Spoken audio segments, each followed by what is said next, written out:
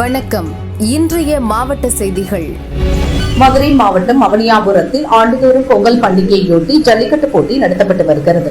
அனைத்து சமுதாயத்தினர் பங்களிப்பு, ஜாதி மோதல்கள், கோட்ட தலையீடுகள், நிர்வாக சிக்கல்கள் உள்ளிட்ட காரணங்களால் கடந்த 6 ஆண்டுகளாக மாவட்ட நிர்வாகம் சார்பில் ஜல்லிக்கட்டு நடத்தப்பட்டு வருகிறது. பாலமேடு, அலங்காநல்லர் போல் அவனியாபுரம் ஜல்லிக்கட்டை கிராம மக்கள் சேர்ந்து நடத்த அனுமதி வழங்க கோரி அவனியாபுரம் பொது கமிட்டி நிர்வாகிகள் கலெக்டரிடம் கோரிக்கை மனு அளித்தனர். கடந்த 5-6 ஆண்டுகளாக அரசாங்கமே எடுத்து இந்த அவனியாபுரம் ஜல்லிக்கட்டை நடத்தி கொண்டிருக்கிறது. அதில் அவனியாபுரம் கிராம மக்களுக்கு எல்லளவு கூட அதில் இஷ்டம் இல்லை. ஒவ்வொரு ஆண்டும் பிசி கமிட்டி என்ற தலைப்பில் போட்டு எங்களை சித்திரவதைப்படுத்துகிறார்கள். கடைசியாக அரசாங்கமே எடுத்து இந்த ஜல்லிக்கட்டை நடத்துகிறது. அதற்கு வன்மையாக கண்டித்து இந்த ஆண்டு கண்டிப்பான முறையில் அரசாங்கம் நடத்தாமல் அவனியாபுரம் கிராம ஜல்லிக்கட்டு கமிட்டிக்கு இந்த ஆண்டு ஜல்லிக்கட்டை தருமாறு அன்போடு இதன் வாயிலாக கேட்டுக்கொள்கிறோம். இதற்கான மனுவை அரசாங்கத்துக்கு கொடுத்திருக்கிறோம். நீங்களும் ஒவ்வொரு ஆண்டும் கொடுத்துட்டு தான் இருக்கீங்க. ஒவ்வொரு ஆண்டும் நடந்து அவங்களும் இந்த ஆண்டு கொடுத்துருவாங்க. நாங்கள் ரொம்ப எதிர்பார்த்துட்டு தான் இருக்கோம். ஆனால் இந்த ஆண்டு கண்டிப்பாக கொடுத்துருவாங்கன்னு நாங்கள் எதிர்பார்த்துக்கிட்டு இருக்கோம். அவனியாபுரம் போன்று அதை மாதிரி பாலமேடு, அலங்காநல்லூர்லாம் எப்படி கிராமமே நடத்துதோ அதே மாதிரி இங்கே அவனியாபுரம் நாங்கள் நடத்தணும்னு நினைக்கிறோம். ஆனால் ஒவ்வொரு ஆண்டும் அரசாங்கமே எடுத்து நடத்துது. இந்த ஆண்டுக்கான வாய்ப்பு அது இல்லை. கிராமமே மிகுந்த அதிர்ச்சியில் இருக்குது. இந்த ஆண்டு கண்டிப்பான முறையில் அரசாங்கம் எடுத்து நடத்தாமல் கிராமத்துக்கு கொடுக்குமாறு கேட்டுக்கொள்கிறோம். மதுரை ஆறுபாளையம் கண்மாய்க்கரை பகுதியில் நேற்று இரவு 3 தெருநாய்கள் மர்மமான முறையில் கழுத்தில் கேபிளுடன் இறந்து கிடந்தன. ஒரே இரவில் நாய்கள் அடுத்தடுத்து இறந்ததால் சந்தேகமடைந்த அப்பகுதியினர் சிசிடிவி கேமராக்களின் பதிவுகளை ஆய்வு செய்தனர். அதில் 6 சிறுவர்கள் கேபிள் டிவி வயரால் தூங்கிக் கொண்டிருந்த நாய்களின் கழுத்தை இறுக்கி கொன்ற அதிர்ச்சிகரமான சம்பவம் தெரியவந்துள்ளது. அப்பகுதி மக்கள் சிறுவர்களை தேடி பிடித்து விசாரித்த போது நாய்களை ஜாலிக்காக கழுத்தில் இருக்கினோம் என கூறினர். 6 சிறுவர்களின் ஒருவரின் தாயார் வளர்த்த நாயையும் இதே போன்று கழுத்தை இறுக்கி உயிரிழக்க செய்ததும் தெரியவந்துள்ளது. இதை அறிந்த ப்ளூ கிராஸ் அமைப்பினர் சிறுவர்களின் செயல்பாடுகள் குறித்து கரிமேடு காவல் நிலையத்தில் புகார் கூறினர்.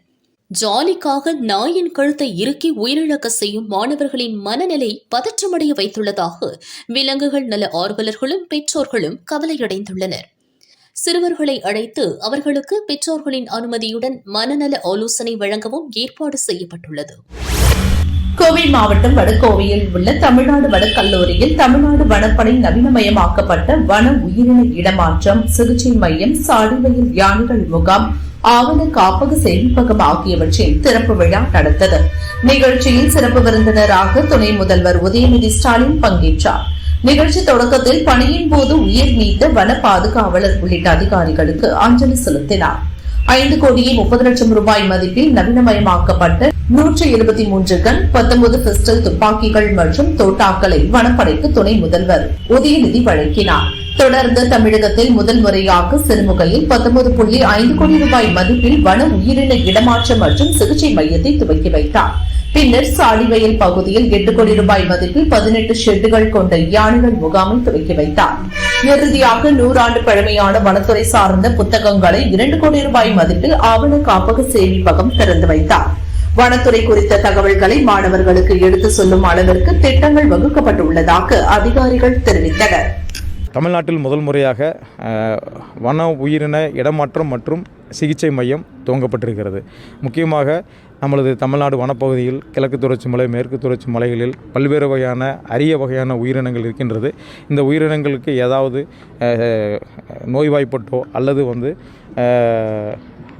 காயம்பட்டோ, அதாவது மோதலில் ஈடுபட்டு ஏதாவது காயம்பட்டோ இருந்த யானைகள், வன உயிரினங்களை மீட்டு அதை உடனடியாக இந்த சென்டருக்கு, மையத்திற்கு கொண்டு வரப்பட்டு அங்கு சிகிச்சை அளிக்கப்பட்டு மீண்டும் வனப்பகுதிக்குள் விடுவதற்கு ஏதுவாக இந்த மையம் தற்பொழுது பல உள்கட்டமைப்புகளுடன் கட்டப்பட்டிருக்கிறது. நான் சொன்ன மாதிரி பழமையான துறை என்பதால் 200-300 வருடங்களுக்கு முன்பட்ட பழமை வாய்ந்த காப்பகங்கள், அதாவது ஆவணங்கள் நமது வனத்துறையில் இருக்கின்றது. இதில் பல வகையான ஆவணங்கள் சிதறடைந்த நிலையில் இருப்பதினால் அந்த ஆவணங்களை முறையாக டிஜிட்டைசேஷன் பண்ணும் நோக்கில் தற்பொழுது டிஜிட்டைசேஷன் பணி இன்றைக்கு மாண்புமிகு துணை முதல்வர்களால் துவங்கப்பட்டிருக்கிறது. இதன் மூலமாக பழமை வாய்ந்த பல ஆவணங்கள் முறையாக டிஜிட்டைசேஷன் செய்து இன்னும் பிற்காலத்தில் வரும் சந்ததியினர்கள் அந்த ஆவணங்களை பார்த்து வனத்துறையின் பல வகையான பெருமைகளையும் திட்டங்களையும் அவர்கள் தெரிந்து கொள்வதற்கு ஏதுவாக இந்த ஆவண காப்பகம் இன்றைக்கி துவங்கப்பட்டிருக்கிறது. சாடிவயல் முகாம் என்பது ஏற்கனவே நமது கோயம்புத்தூர் வனக்கோட்டத்தில் யானை மனித மோதல்களை குறைப்பதற்காக ஏற்படுத்தப்பட்ட ஒரு சிறிய முகாம். ஆனால் தற்பொழுது அந்த முகாமினை மேம்படுத்துவது தொடர்பாக பல உள்கட்டமைப்புகள் செய்வதற்கு நிதி வழங்கப்பட்டு தற்பொழுது அந்த சாடிவயல் யானை முகாம் மேம்படுத்தப்பட்டிருக்கிறது. இதன் மூலம் இந்த சாடிவயல் முகாம் பல்வகையான யானைகளுக்கு ஒரு மறுவாழ்வு அளிப்பதற்காகவும் அதே நேரத்தில் இந்த வனக்கோட்டத்தில் யானை மோதல்களை தடுப்பதற்கு ஒரு முக்கிய காரணமாக இருக்கும் என்பதை தெரிவித்துக் கொள்ளப்படுகிறது.